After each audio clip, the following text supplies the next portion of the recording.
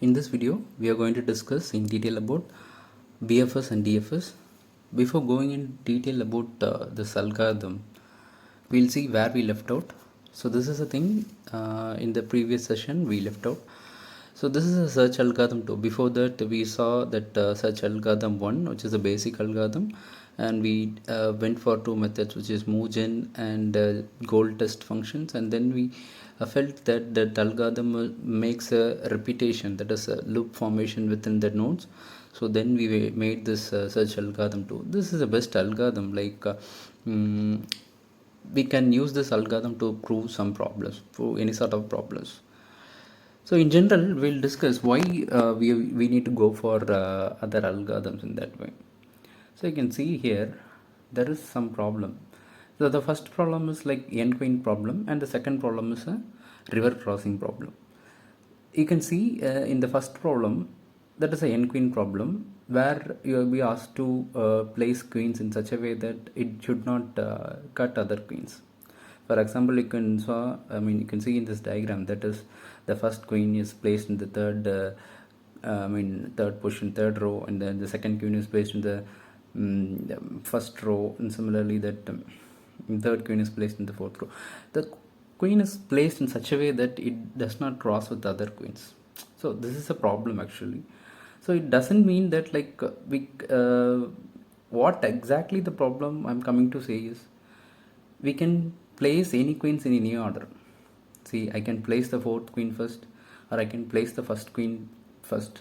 That is not the matter. But look into the other scenario, like we have a problem, another problem, which is a river crossing problem, where we have solved such problems. For example, the farmer is there, he is going to take a fox and a goat and something, you can say it as a cabbage. He need to take into other riverside. Here the problem is different. He need to take in an order such that all three things should coexist. So he should follow some order. We cannot prove that using the previous algorithm. The previous algorithm is just relay or make us to go into a state and test for the goal, whether we have reached a goal or not in that way. So in case of n queen problem, it will be clear that we can place any queens. We can place the third queen first or fourth queen first. That does not matter. The final thing is like whether we have reached the goal state, like the diagram that we shown. It is enough. But in this case, it is not the such scenario. For example, if the farmer is taking, let me say, that cabbage first to the other riverside, the fox will eat the goat. So one thing will be missing. So we need to follow some order. We need to follow some logical order in such a way that the farmer should be taking all three things to the other riverside. What will be the logical order? The farmer should take the, for example, goat to the other side. So the goat will remain safe in the other side, and the fox and the cabbage will remain safe in the other side. The next thing that farmer should do is like he should let me say take the fox to the other side. So there will be some order, fox or let me say cabbage to the other side, putting the cabbage the other side, and he brings back to the goat, and then he should take the fox with him by replacing the goat to the other side. So fox and cabbage will be in the other side. So the problem, like he will come and take the goat to the other side. So this, in this way, the problem will be solved. So we need to follow some order, which is missing in our previous algorithm. Our previous algorithm, what it will do, like I can show that algorithm. It will pick a node from the open list, and it will test for the goal test. Where if it is a goal test, we are going to prove that it is solved. If it is not in the goal test, if it failed in the goal test, what I'm going to do is I'm going to add that element in the open list, and I'm going to further continue this algorithm. So by using that algorithm, we cannot solve this, because previous algorithm will deal only with the state. There will be a single state, that will be starting state, and from there we will be going to another state, from there it will be going to another state. And the final solution will be like we should be will be able to solve the problem, that is it. But there is no such a thing like there should be a path in that way. So there is something missing. We cannot solve this kind of problem, that is a river crossing problem, using that algorithm. So what we are going to do is like we are going to see this search, which is an uninformed search. Uninformed search means like it does not give any other information of nodes. simply it will like it may ask us to travel to other node. It will not give some information about the nodes. So that is the thing about uninformed search. It can be divided into two types. One is a configuration problem and planning problem. What is a configuration problem is that the thing that we have solved, that is the n queen problem, using the search to algorithm. But the planning problem is different. Like the path will be the solution for the planning problem. Like as I told you in the river crossing problem, the path, how we are going to cross the river, how what is the object first he is going to take and next what he is going to take, that is a path. So in case of planning problem, path will be the solution, but in the case of configuration problem, state will be the solution. So that is a different. So in two ways we can prove this uninformed search. One is a configuration and another is a problem, planning problem. Sorry, I'm not talking about this uninformed. Sorry, it will be like the state space, like configuration problem and planning problem. Configuration problem we can prove using the state. Solution will be the states. But in the case of planning problem, the solution will be the path. So we are going to see how we are going to solve this path. So initially we used to generate this graph, which is like from the initial node will be traveling to the neighboring node, say A, B, C. So now we are going to use the same function, moveGen goal test function. If you have any doubt in this function, you can watch the previous videos, so that you will be getting some clear ideas how these nodes are generated. So like S, A, B, C is there. What I'm going to do is now I'm going to introduce another thing like double circle, which means that it is a closed. I'm going to use the moveGen function to generate this like AS, BS and CS. What AS, BS and CS is? AS will be the neighboring node of S. Previously what we will do is like from S will be traveling to A, which is a state. From S state we will be going to the A state. Now what I'm saying is from S you are going to AS. So I am marking that A node as AS. That is A is the current node and S will be the old node. That is a parent node. Similarly for B, B will be the current node and S will be the old node. That is a parent node. Similarly for C. I'm going to use the moveGen function to do this, and again goal test to check the node. Okay, we'll see one by one. So this is a scenario. As I told you, this is a moveGen function. With the moveGen function, what I'm doing is, in the previous case, what you'll do, S to A, you'll go to S to A and you'll say I have traveled from S state to A state. Now what I'm going to say, from S state I'm going to A state. That is, from while we are backtracking, it will be similar that A has been reached from S, B has been reached from S, in that way. So we are forming a path. So we are differentiating the previous algorithm with this algorithm. Previously we will mark only the states. Now we are starting like paths. And another thing like goal test is, I'm going to check whether that AS, that is A is the current node and S is the old node that I told you. And I'm going to move this node into the closed list, and also I'm going to test the goal, whether this A is a goal state, in that way, whether I've reached the current state, goal state or not, in that way. So in our case, the river crossing problem, all the three objects should be crossing to the next side. That is the goal thing. So I'll be testing whether all the objects have crossed the river or not. So if it is crossed, our goal will be reached and I will find this problem. If it is not reached, then I will explore further. So these are the two basic functions that we have seen in the previous searching algorithm 2 is with a minor difference. Now we are doing it again. What is the minor differences? Previously we went for state, now we are going for the path. So that is S, A. So we are putting AS in that way. I hope you understand. Now we have different approaches how we are going to find this path. In that way we are having two types of solution. One thing is you can mark like this. I'll start from the S node and I will go to AS. That is it means that I have traveled to A from S. Then you can see that I have marked DAS, which means that I have traveled from AS. So it's clear that when we are reversing this S, A and D. So I have traveled from S, then to A, then to D. And the last thing is I traveled from S, A, D and G. So G, if you consider as a goal state, I'll end there in that way. So this is a different, one type of solution where I am putting all the paths all together. So wherever I am traveling, I have included all the paths. You can see clear that. From S, I am traveling to A. then from A I'm traveling to D, then from D I'm traveling to G. So it is clear that when I'm reaching G state, that is a goal state, I'm getting the entire path there. With this I can prove that I have traveled in this way, in that way. So that is what we need to prove this river crossing problem. So that is what I mentioned here. I hope you understand this. So I mean, while reaching one state, I will check for this goal test. For example, from yes, I will check the goal test as discussed in the previous algorithms. And if it is now goal state, then I will generate the neighboring node, and then I will pick one node. From there, I will travel to other node, and then I will check the goal test similarly. This is solution 1, where I am including every path details. So this is a solution 2. You can see there is a little difference, which is like I'm going to, in the previous scenario, one problem will be there, that is if in case I'm traveling through many number of nodes, say 100 or 1000, I cannot store all those nodes altogether. So there will be some memory issues. So that's why we are going to devise a new algorithm, which is like solution 2, where everything is a node pair.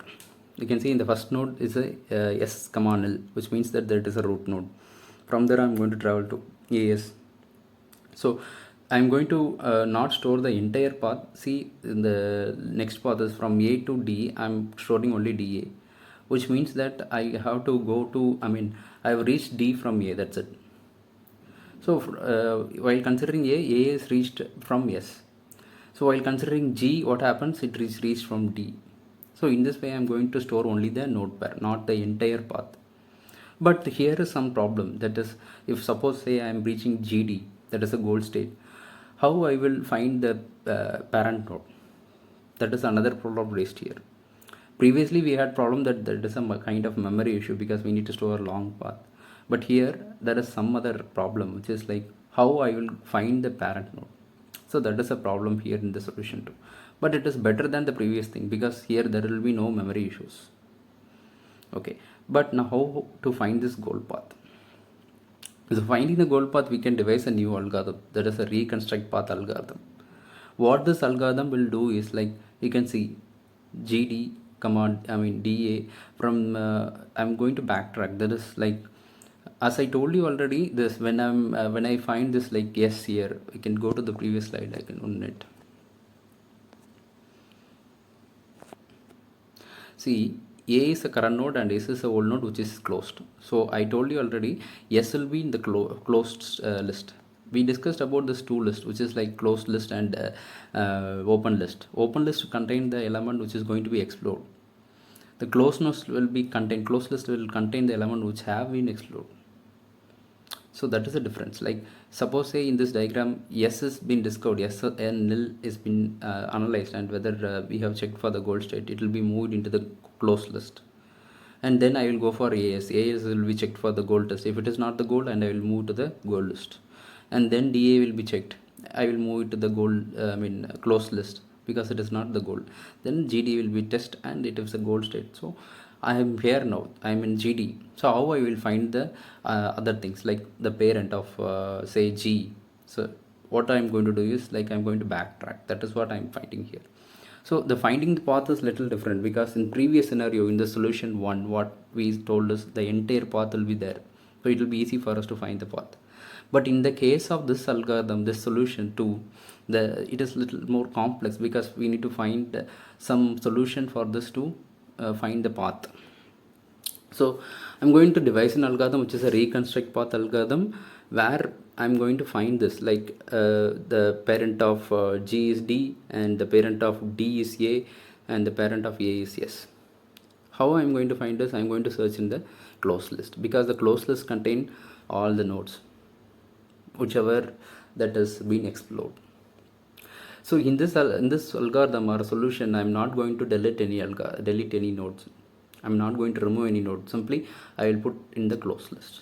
That is the difference from the previous algorithm. In previous algorithm 2 that is seen in the previous session, what we discussed is we will remove some node, but here not the scenario. It is not the scenario because what happens is I'm going to put it in the closed list. I hope you understand. So now what this method is doing is I'm going to remove the scene from the open list. Why? Because we should not be in the loop formation. So whenever I visit this s comma null, what I'm going to do is I'm going to remove from the open list. You can see open and close there.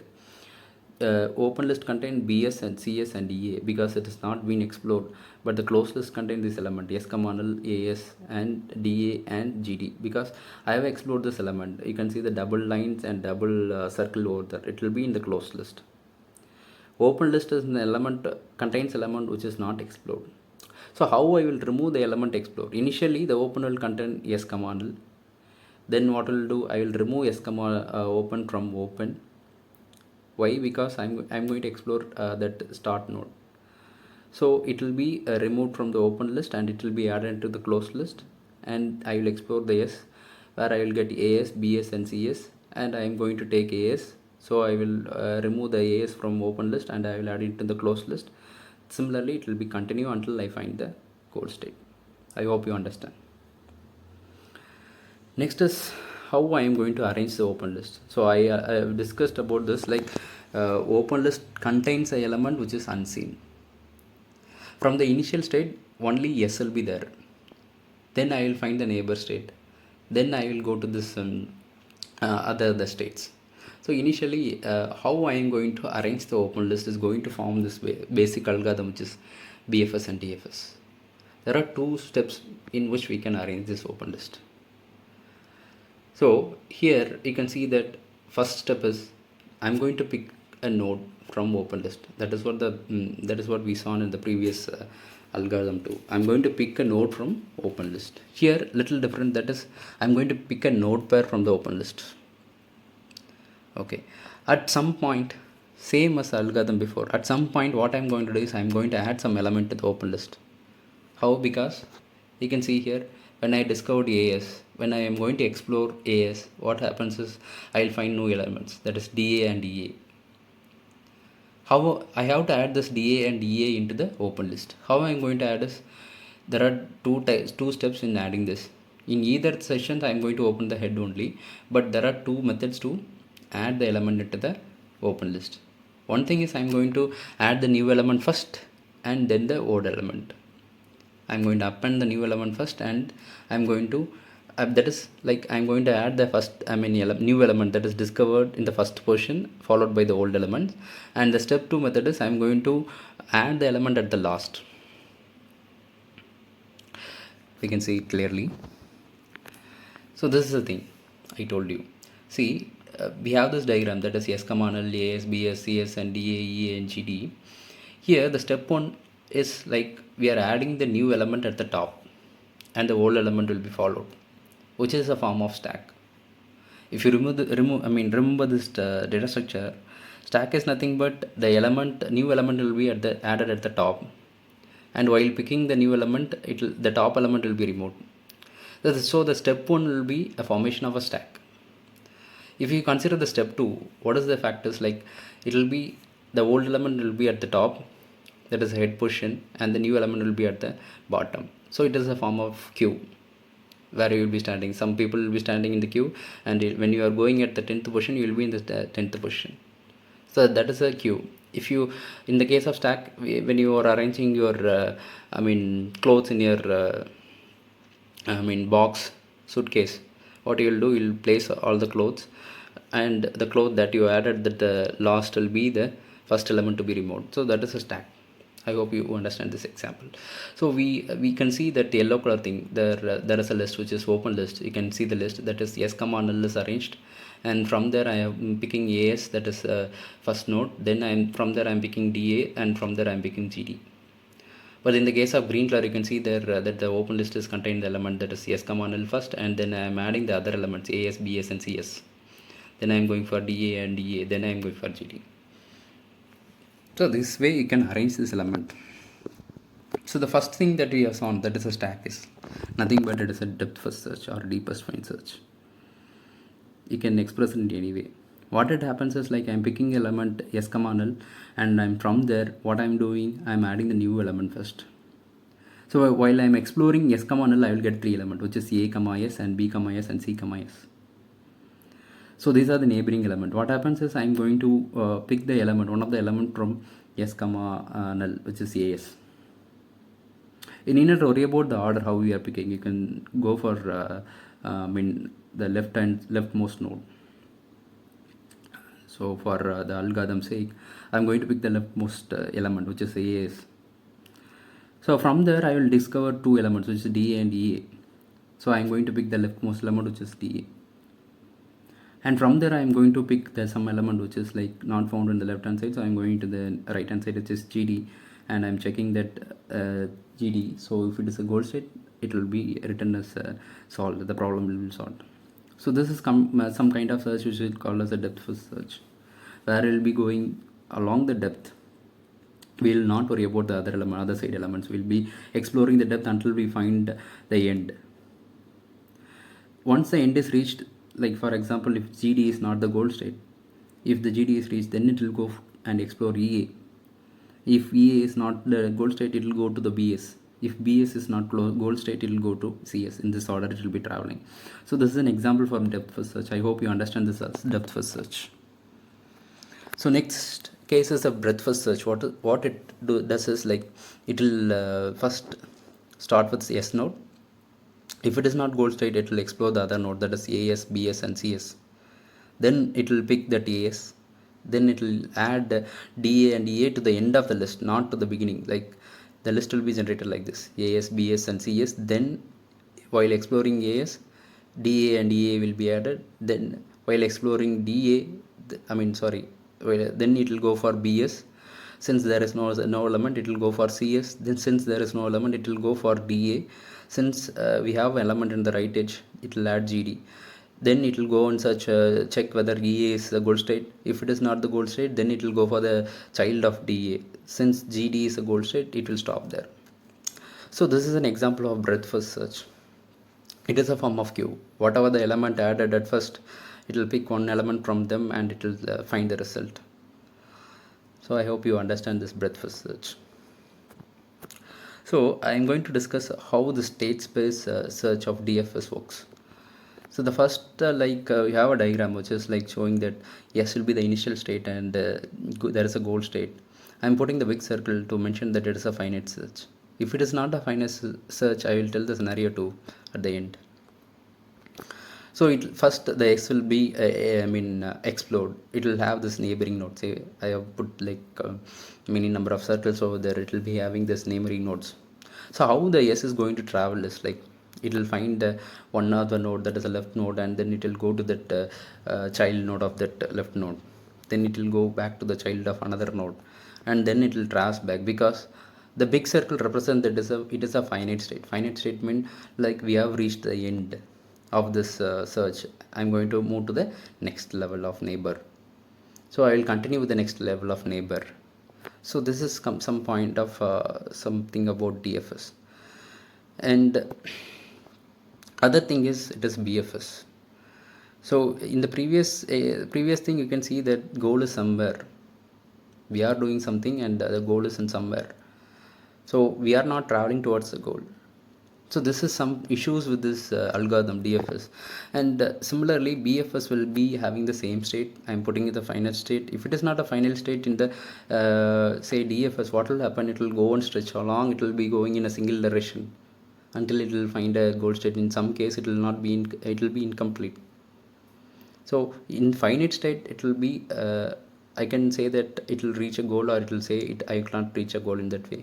But in infinite state, it will not say I'm going to reach a goal or not. It will simply travel. That's it. That's a problem with the DFS. So in case of BFS, I can say that there is a short node and goal node. Here there are the same thing. We have put the diagram as like these are the neighboring nodes of BFS.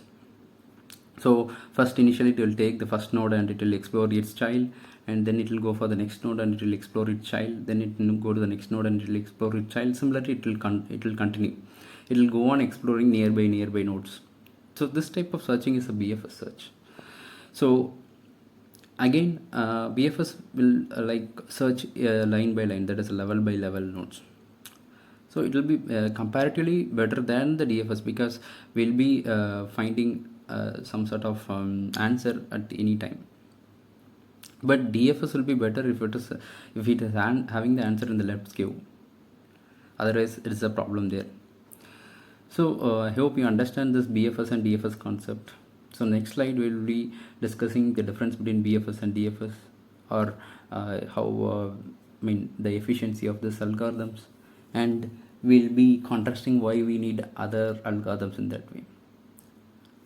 Thank you.